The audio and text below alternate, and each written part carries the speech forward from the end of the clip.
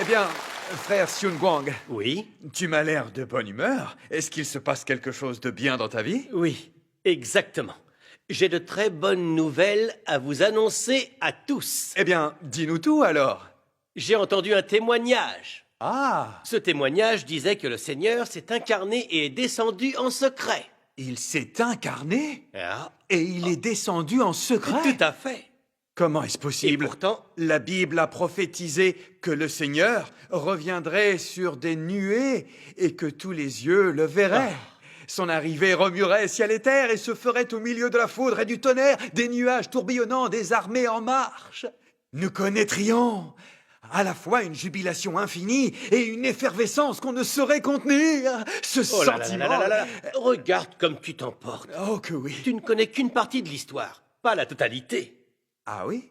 Et je peux savoir d'où te vient cette idée? Que nous dit l'Apocalypse chapitre 1 verset 7? Voici, il vient avec les nuées, et tout œil le verra, même ceux qui l'ont percé, et toutes les tribus de la terre se lamenteront à cause de lui. Hé, tu viens de dire que quand le Seigneur arrivera sur des nuées, les gens seront enthousiastes et que partout ils jubileront. C'est sûr. Alors pourquoi la Bible dit-elle « Toutes les tribus de la terre se lamenteront à cause de lui » Hein Alors Pourquoi les gens se lamenteraient-ils en le voyant venir avec des nuées? Eh bien, si tu veux comprendre pourquoi, intéresse-toi aux autres prophéties sur le retour du Seigneur. Les autres prophéties?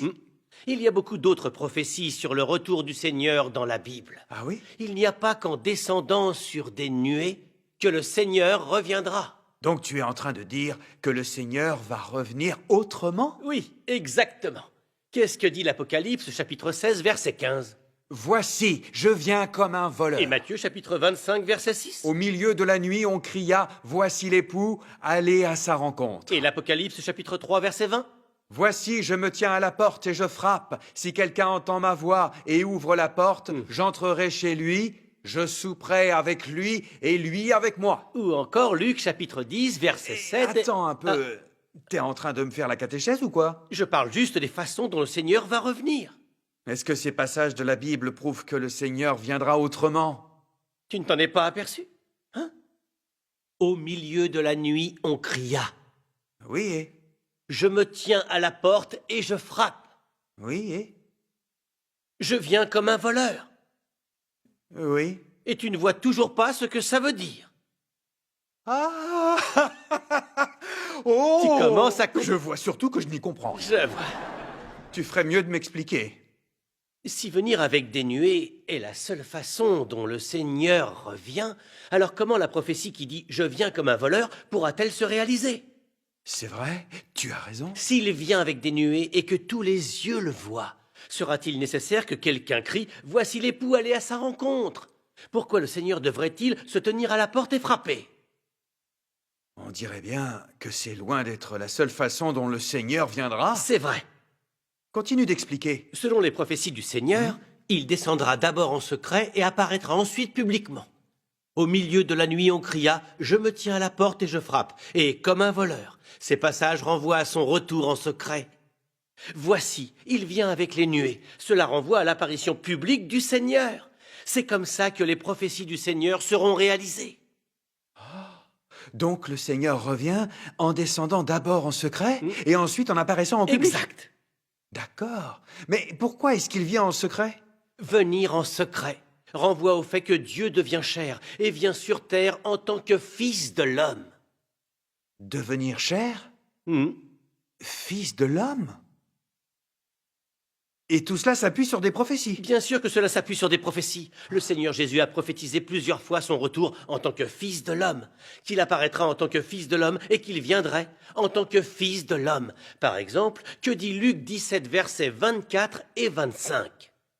Car comme l'éclair resplendit et brille d'une extrémité du ciel à l'autre, ainsi sera le Fils de l'homme en son jour. Mais il faut auparavant qu'il souffre beaucoup et qu'il soit rejeté par cette génération. Cela s'appuie vraiment sur une prophétie. Oui, Et à quoi renvoie le Fils de l'homme? fils de l'homme désigne une personne née d'un homme et disposant d'une humanité normale. Si c'est un esprit, un être spirituel, on ne peut pas l'appeler fils de l'homme. Oui, c'est vrai. Ainsi, les prophéties disant qu'il apparaîtrait en tant que fils de l'homme, qu'il viendrait en tant que fils de l'homme, renvoient au retour du Seigneur en chair incarnée. Si Dieu n'est pas chair incarnée, il ne pourrait pas être appelé fils de l'homme. De même que Dieu l'Éternel, étant un esprit, ne peut pas être appelé fils de l'homme. Ah. Venir en tant que fils de l'homme renvoie donc au fait que Dieu est chair incarnée. C'est ça. C'est un tel mystère. Mais le Seigneur a aussi prophétisé, mais il faut auparavant qu'il souffre beaucoup et qu'il soit rejeté par cette génération. C'est une preuve de plus que le Seigneur reviendra en tant que chair incarnée. Si le Seigneur ne pouvait revenir ici-bas qu'avec des nuées, comment cette prophétie se réaliserait-elle? C'est vrai.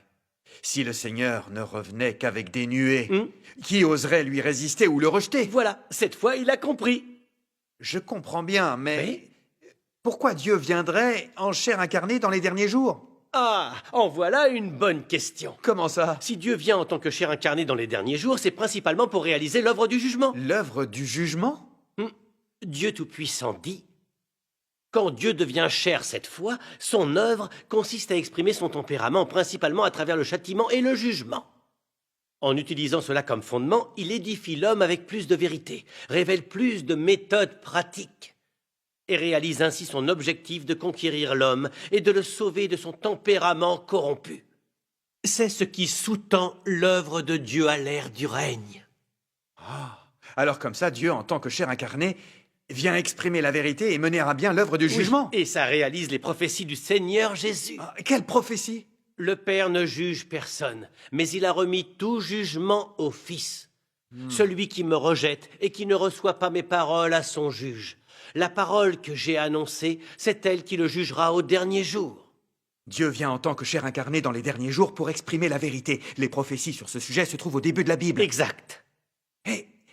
Et pourquoi Dieu ne réalise-t-il pas l'œuvre du jugement en tant qu'esprit? Réfléchis un instant. Si Dieu exprimait la vérité et réalisait l'œuvre du jugement en tant qu'esprit, est-ce que les gens la comprendraient et l'accepteraient facilement? Ah, ça me rappelle une chose. Dans la Bible, il est écrit « Tout le peuple entendait les tonnerres et le son de la trompette. Il voyait les flammes de la montagne fumante. À ce spectacle, le peuple tremblait et se tenait dans l'éloignement. Ils dirent à Moïse « Parle-nous toi-même et nous t'écouterons. Mais que Dieu ne nous parle point, de peur que nous ne mourions. » Qu'est-ce que ce passage de la Bible nous apprend?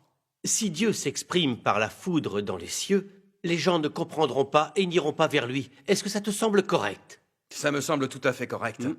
Dieu l'Éternel a dit à Moïse « Tu ne pourras pas voir ma face, car l'homme ne peut me voir et vivre. » Et c'est pour ça que Dieu est venu en tant que chair incarnée pour mener à bien l'œuvre du jugement. Dieu Tout-Puissant dit, s'il tentait de sauver les hommes directement à la manière de l'Esprit, les hommes seraient incapables de recevoir son salut. Et si Dieu ne prenait pas la forme extérieure d'un homme créé, les hommes seraient incapables de recevoir ce salut. Car ils ne peuvent pas du tout s'approcher de lui. Tout comme personne ne pouvait s'approcher de la nuée de l'Éternel. Ce n'est qu'en devenant un homme de la création, c'est-à-dire en mettant sa parole dans la chair qu'il prendra, qu'il peut imprégner de sa parole tous ceux qui le suivent. Alors seulement les hommes peuvent entendre sa parole par eux-mêmes, peuvent voir et recevoir sa parole, et ainsi être complètement sauvés. Ça y est, je comprends. Dieu vient en tant que chair incarnée parce que l'œuvre de son plan de gestion et l'humanité corrompue le requièrent. Oui.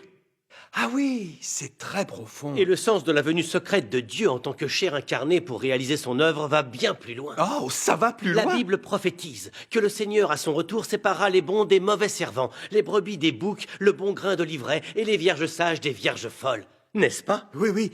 Mais quel est le rapport avec la venue de Dieu en chair incarnée pour œuvrer? Je vais te donner un exemple pas tout à fait concordant. Vas-y. Si l'empereur veut éprouver de la compassion pour l'opinion publique et dénicher les traîtres, quelle est la meilleure façon de s'y prendre?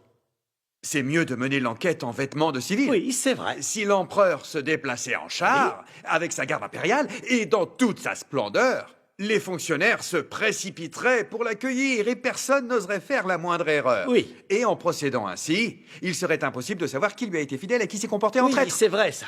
Dieu vient en tant que chair incarnée pour œuvrer. J'ai compris.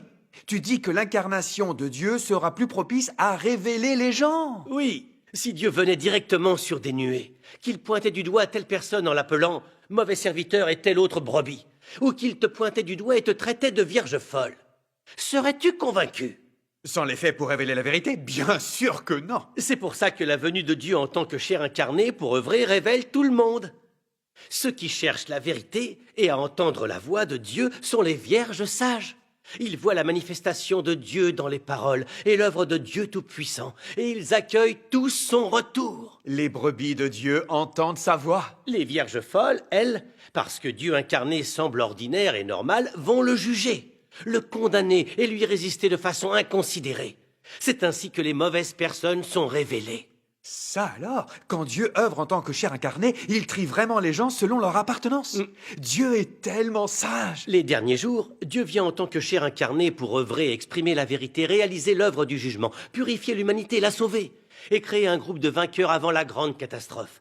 Plus tard, une fois que Dieu aura fait s'abattre la grande catastrophe et accordera récompense et punition, il se révélera lui-même à toutes les nations sur terre. C'est donc ça, les étapes de l'œuvre de Dieu. Ceux qui acceptent l'œuvre du Tout-Puissant dans les derniers jours connaissent le châtiment contenu dans les paroles de Dieu et sont purifiés. Ceux-là seront emmenés au royaume de Dieu et bénéficieront de ses promesses et bénédictions. On dirait que pour accueillir le retour du Seigneur, il est essentiel de chercher à entendre sa voix et d'accepter l'œuvre de Dieu incarnée en secret dans les derniers jours. C'est tout à fait ça. Dieu Tout-Puissant dit: beaucoup de gens ne se soucient peut-être pas de ce que je dis. Mais je veux toujours dire à chaque soi-disant saint qui suit Jésus que quand vous verrez Jésus descendre du ciel sur une nuée blanche de vos propres yeux, ce sera l'apparition publique du soleil de justice. Peut-être que ce sera un moment de grande excitation pour toi. Mais tu dois savoir que le moment où tu seras témoin de la descente de Jésus du ciel est aussi le moment où tu descendras en enfer pour être puni. Ce sera l'annonce de la fin du plan de gestion de Dieu, et ce sera quand Dieu récompensera le bien et punira les méchants. Car le jugement de Dieu aura pris fin avant que l'homme ne voie des signes, quand il n'y aura que l'expression de la vérité. Les paroles de Dieu Tout-Puissant sont toutes si limpides. Si les gens attendent bêtement de voir le Seigneur Jésus apparaître publiquement sur des nuées et qu'ils rejettent son œuvre et lui résistent quand il vient en secret, j'ai trop peur d'en imaginer les conséquences. Oui. Si tu attends le moment où Dieu vient publiquement sur des nuées pour l'accepter, c'est comme réparer une fuite sur ton bateau en pleine mer. Il est déjà trop tard.